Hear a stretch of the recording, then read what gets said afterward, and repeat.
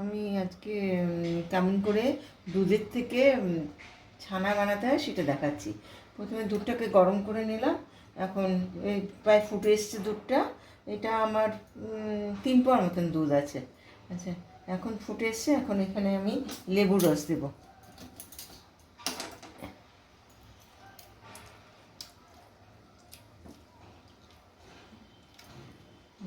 লেবু রস দেবো আর হাতা দিয়ে সমানে নাড়াতে থাকবো। আর একটু লেবু রস দিতে হবে। দুধটা প্রায় ফাটতে আরম্ভ করেছে।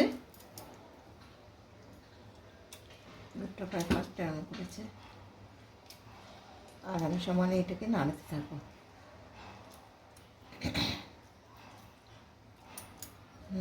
দুধটা ফাটতে আরম্ভ করেছে। এখন দেখতে থাকুন দুধটা কীরকম হয়ে গেছে, এই ফেটে যাচ্ছে।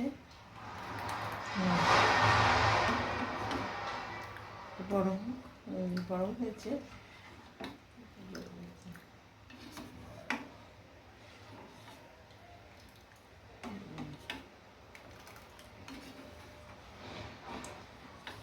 দুধটা একদমই ফেটে গেছে। এই দেখুন আপনারা, এই দেখুন একদম আলাদা হয়ে গেছে ছানাটা।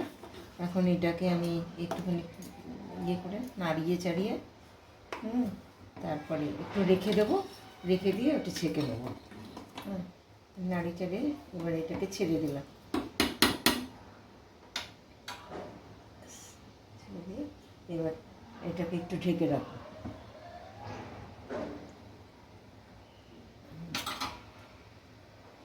একদমই হয়ে গেছে।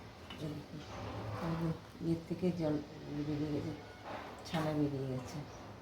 এখন এটাকে আমি ছাড়বো।